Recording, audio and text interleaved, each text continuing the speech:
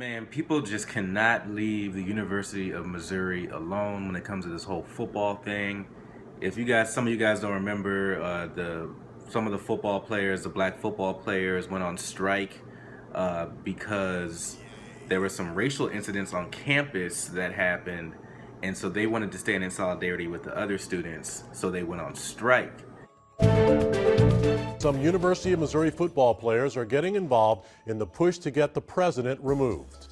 Defensive back Anthony Sherrills tweeted this picture, saying athletes of color will not participate in any football-related activities until President Tim Wolf resigns.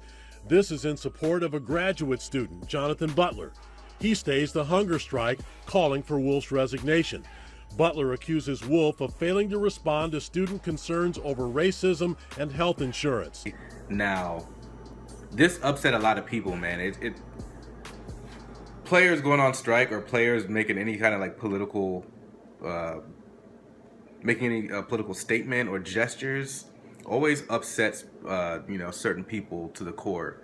Even though the players have every right to express that, and it is based on those organizations from within that they are contained to make those decisions, not for us as the government. We don't have the right to tell people what they should and shouldn't say. That should be something that we should all know. But of course, when one side or the other gets offended, they throw all their rules out the window and they don't care. So this Missouri lawmaker wants to make it. He basically wants to prevent. This guy wants to prevent students from going on strike. Student athletes, more specifically, from going on strike. For whatever reason, there's not much information about why he felt that way. But let me go ahead and make a guess. Would this be a Republican or a Democrat that made this bill or that created this bill? My guess is that it's a Republican, and yes, it's a Republican. Missouri State Representative Rick Bratton. I mean, you don't need, like, come on. So this is more government. This is the government getting involved more, which is something that if you're a Republican, you should be totally against, especially in Missouri. So why is this Republican, throwing some of his values out of the window? I don't know, but let's be honest. There's definitely a racial tone to it, because it's always been that way. It's always been, when it comes to regulation, certain people don't want to get regulated, or they don't want any government involved at all, any sort of regulations or certain laws or whatever when it comes to them. But then when it comes to a vulnerable community like non-whites or women, blacks more specifically, they throw all that out the window and they don't care. They're like, oh, we can shut them down. There's a history of that. There's a history of the U.S. government shutting down what we do, while at the same time allowing other people to do that. So part of the bill, and again, this is a bill that's taking aim at, an issue or an incident that happened that involved the majority black students. So, like, what is this? Is this essentially what this is? It's like a form of punishment, right? It's this guy's going out of his way. This lawmaker's going out of his way to make sure that student athletes are punished for voicing their, protesting and voicing themselves over something that they feel is wrong. So does this lawmaker, Mr. Bratton? So if people were getting killed on campus and students decided to protest, or there was let's make it more realistic. Let's say that there was a campus sexual assault outbreak or whatever epidemic at University of Missouri, and the football players wanted to protest until it got fixed. Would you tell them the same thing?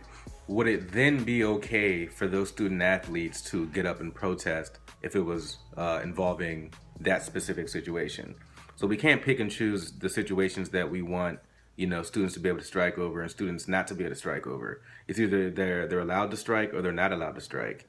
So, I mean, and the last point is that this bill really doesn't even make a lot of sense, because based on the NCAA rules anyway, the players have to uphold a certain code of ethics that's based on the SEC, Let's see, NCAA conference, institutional, and departmental regulations. And then they say it is within the authority of MU Athletics Department under NCAA and SEC regulations to authorize the non-renewal of a grant-in aid. So then it's up to them to do that. So, and none of the scholarships also even come from the state. So why does the state want to get involved? Out of all the things we should be worrying about, it's actually going to cost the state more money to be more regulatory, or to regulate, right? Nobody in Missouri, unless you're a little bit pissed off about the racially tinged aspect to the story, nobody in their right mind is really going to be for that kind of waste in taxpayer dollars. So, and again, it's kind of unfortunate because it's like, you know, this guy who you obviously knows a Republican is using this. He's kind of biting at the, you know, the whole race and politics thing. So he's trying to get people excited for his campaign, and he's trying to, you know, raise money and raise funds and, you know, make a name for himself. But he's definitely doing too much. So, you know, these student athletes, you know, they get pushed, you know, to the max, you know, in terms of, especially football players.